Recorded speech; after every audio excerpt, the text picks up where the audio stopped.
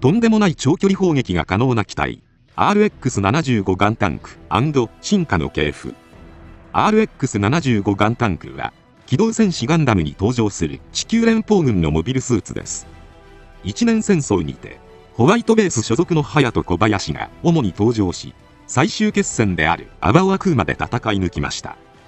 連邦軍初のモビルスーツとして開発されましたが、無限軌道と長距離砲撃戦に変調した固定兵装も相まって、モビルスーツというより大型戦車を思わせる機体となっています。今回は、そんなガンタンクと、その進化の系譜について解説させていただきます。ガンタンクで狙撃するっての、どうでしょう。宇宙世紀0074から75頃、ジオン公国によるモビルスーツ開発を察知した連邦軍は、後に RX 計画と呼ばれるモビルスーツの開発計画に着手しつつ、先行していた次世代の主力戦車計画との統合を図ります。しかし、ジオン軍は、モビルスーツ開発を、表向きには作業用機械として宣言しており、さらに、まだ、モビルスーツの有用性にも懐疑的だったため、連邦軍上層部は、これを脅威とは考えておらず、結果として開発されたのは、巨大 AMV タイプの試作兵器、RTX-44 のみにとどまりました。しかし、一年戦争勃発後、ジオン軍の主力モビルスーツザクによって、その脅威を見せつけられたことで、再びモビルスーツ開発に力を入れていくことになります。こうして RX 計画で誕生した RTX-44 の改良を進めていき、誕生した連邦軍初のモビルスーツが RX-75 ガンタンクとなります。ガンタンクはモビルスーツとして開発されながらも、そのコンセプトは次世代主力戦車計画の流れも組んでいるため、事実上モビルスーツと戦闘車両のミックスと呼べる代物となっています。その原点は宇宙世紀0061に正式化された連邦軍の主力戦車61式戦車5型にあります。61式戦車5型は車両の責任者となる車長、攻撃を行う砲手、操縦を行うドライバーの3名を必要としていたところ、人工衛星を介した友軍との情報共有を図ることで車長とドライバーの2名で運用できるようにしたため、戦車としては革新的な性能を誇り、陸の王者として長らく連邦軍の主力兵器の地位を確立していました。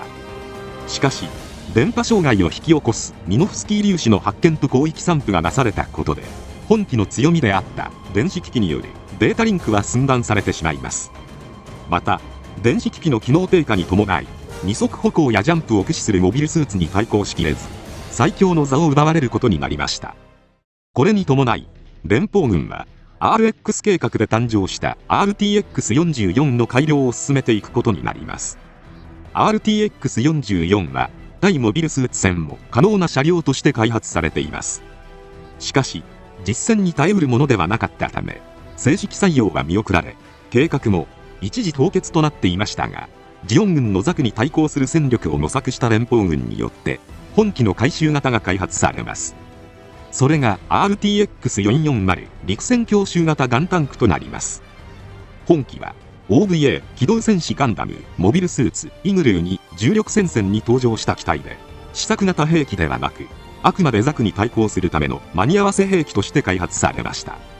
そのため、支援用モビルスーツではなく、対モビルスーツ戦闘用兵器という、公式見解ではモビルスーツに分類されない中途半端なものになっています。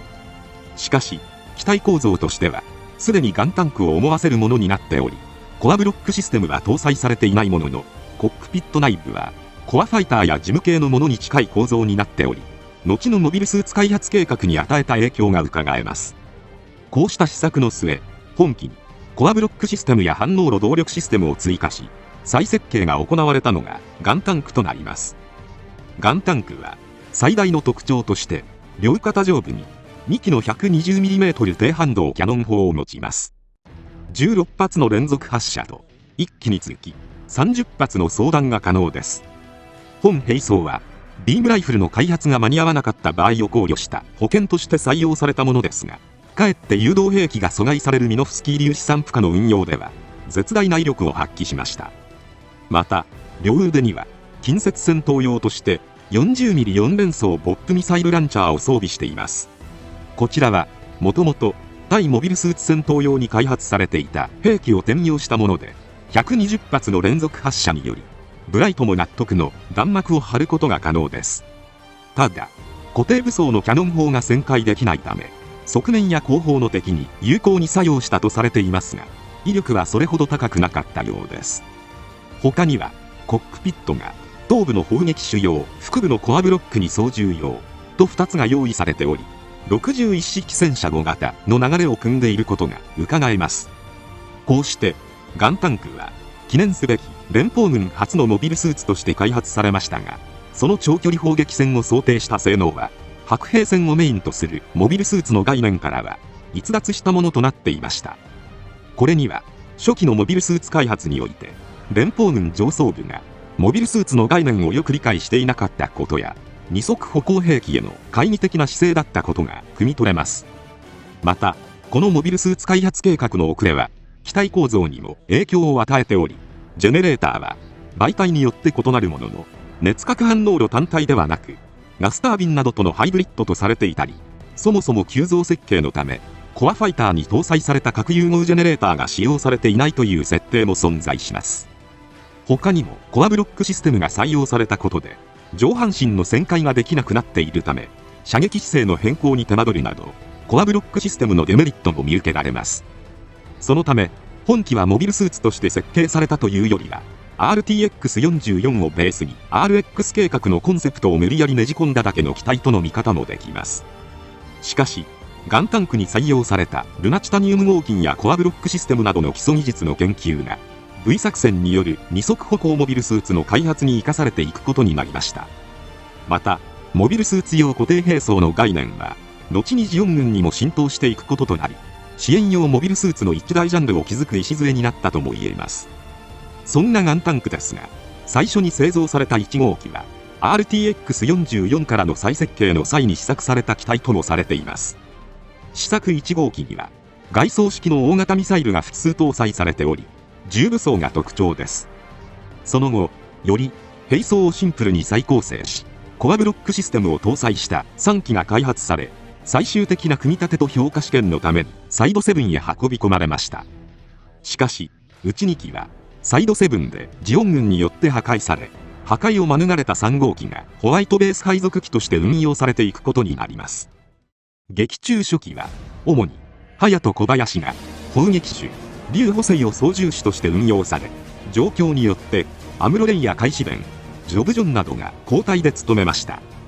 物語中盤で劉が戦死したことで操縦手不在となりますが、マチルダ隊と合流した際、頭部にも操縦系が追加され、さらに教育型コンピューターの成熟もあって一人でも戦えるようになりました。なお、ゲームガンダムバトルオペレーション2ではこの際にコアブロックからカセット式ジェネレーターに換装されたことで腰部の回転が可能になったと解説されています。以降は隼人が専属パイロットとなり、アバオア空戦にて失われるまで戦い続けました。ただテレビ版では長距離支援機として多大な戦果を上げたガンタンクでしたが、再構成された劇場版機動戦士ガンダム3巡り合い空編では宇宙に上がる際にガンキャノンがガンタンクと交代される形で配備されたため以降は登場しません。また小説版では地上戦線が存在しないからか、そもそもガンタンクは登場しないなど、宇宙でタンクを運用することの難しさを感じさせます。機動戦士ガンダムジオリジンではガンタンクは登場しますが、デザインに差異が見られるほか、開発経緯が異なっています。まず宇宙世紀0065に正式採用された大型戦闘車両としてガンタンク初期型が開発されていました。主にコロニーの治安維持のため配備されていますが、その実反乱軍師への心理的抑圧も目的とされていたようです。劇中ではサイド3から脱出する幼き日のキャスバルとアルテイシアが登場し、砲手席に座らされていたキャスバルが待ち受けていた4機を撃破する活躍を見せました。なお本機は OVA 版のオリジンにのみ登場する機体で、漫画版ガンタンクとは胸部や背部バックパックなどいくつかの変更点が見られます。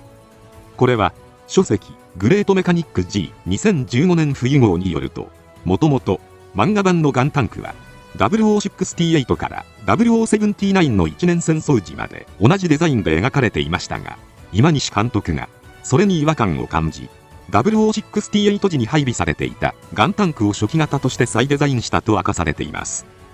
そのため、漫画版オリジン版ガンタンクは、0065から一年戦争まで運用された機体ということになります。テレビ版ガンタンクと比べると、デザインだけではなく、コアブロックシステムが採用されておらず、武装は、腕部には、対地・対空用のバルカン砲が装備されるなど、より戦車らしい外観のデザインになりました。これは、2016年の産経新聞のインタビューによると、作者の安彦義和氏と、デザインを担当した大河原邦夫氏の、ガンタンクは戦車であってモビルスーツではないという思想が反映されているということが明かされています。また、ファーストガンダムの放映当時は、スポンサーである玩具メーカーの意向から、メカデザインには様々な制約があったことから、オリジンではそういった縛りを外すという意図もあったようです。他には、無重力での戦闘が不可能という設定もあるため、終盤戦では登場しません。しかし、その性能は折り紙付きで、キャノン砲は宇宙艦すら轟沈させる威力を誇ります。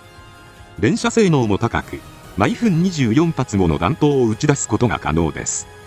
さらに装甲がかなり厚く、全面装甲に至っては、戦艦の砲撃でも貫通できないとされています。作中では、キャノン砲の代わりにクレーンを装備したり、腕部に4本指のマニピュレーターを装備した回収用タイプも登場しました。他には、大田垣康夫氏による漫画、機動戦士ガンダム、サンダーボルトでもガンタンクが登場します。こちらも、デザインが原作から大きく変更されており、5本指のマニピュレーターや無限起動が機体前後に装備されるなど、より戦車とモビルスーツの中間地点として開発されたことが伺えるデザインとなっています。機体前部に兵員の輸送スペースが設けられており、劇中ではアバオア空港略戦の際に兵員を要塞内部へ送り込む様子が見られました。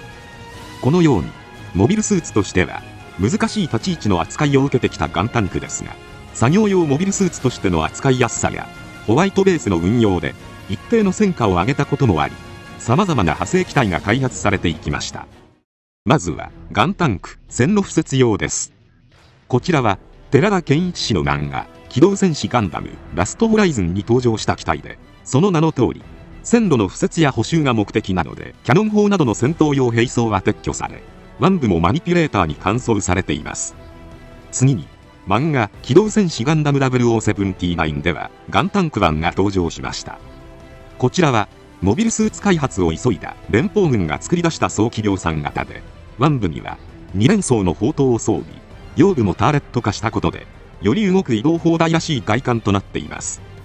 なお、本機は、漫画機動戦士ガンダムバニシングマシンの作中ではインプルーブドパフォーマンス、すなわち性能向上型を意味するガンタンク IP という名称でも登場しています。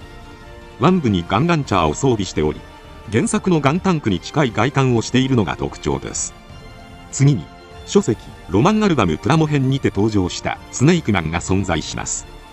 ガンタンクより全高が低く抑えられているのが特徴的で、移動砲台とも呼べる見た目をしています。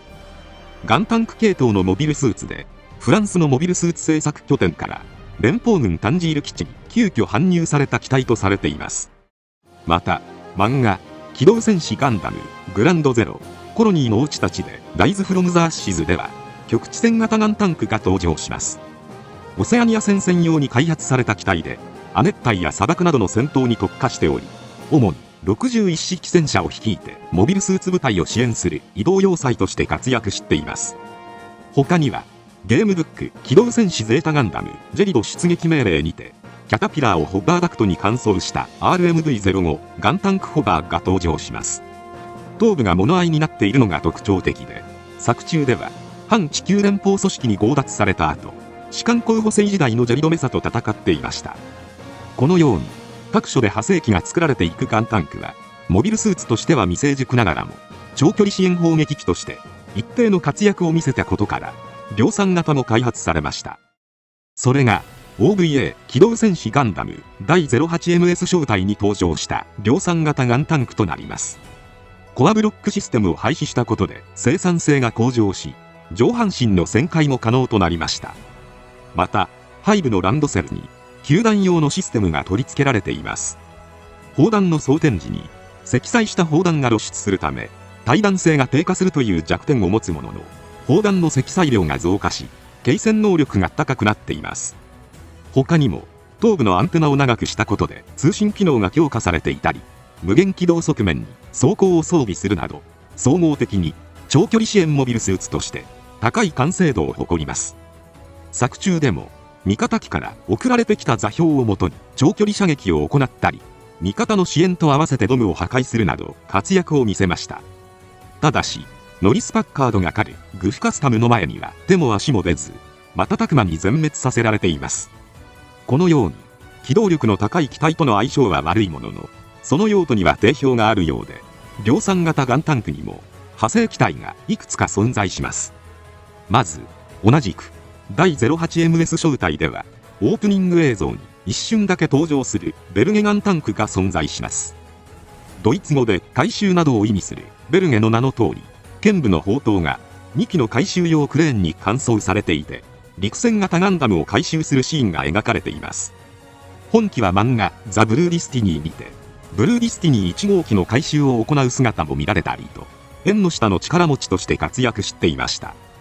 次に漫画機動戦士ガンダムアグレッサーではガンタンクアグレッサー版が登場しています。こちらは量産型ガンタンクをベースに回収が施された機体で、ジャブロー基地内からゾゴックを押し出すべくそのパワーを見せつけています。またガンタンクは量産型だけではなく後継機の開発も行われています。まずガンタンク2です。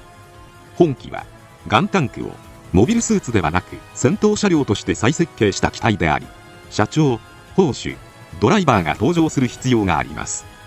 そのため61式戦車のような原点に立ち返った機体とも言えるでしょう。